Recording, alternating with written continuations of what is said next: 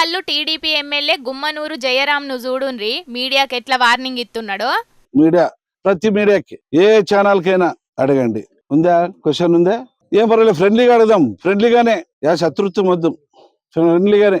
నేను పోయిన తర్వాత అది ఇది అని చెప్పి రాస్తే మాత్రము మరి మీరే అన్నారు పట్టాల మీద పండబెడతారు. మరి అది లేకపోయినప్పుడు మీరు నిరూపించకపోతే పట్టాల మీద పండబెట్టే కూడా నేను సిద్ధంగా ఉన్నాను. మీడియా అంటే నాకు లెక్కలేదు, నేనెవ్వలకు భయపడా, అన్ని చూసొచ్చినోన్నే. నా మీద లేనిపోని వార్తలు రాస్తే మాత్రం మంచిగా ఉండది. నా మీద ఏదన్నా వార్త రాసేటప్పుడు ఒక్కటికి 10 మలకల ఆలోచనలు వేసి రాయాలి.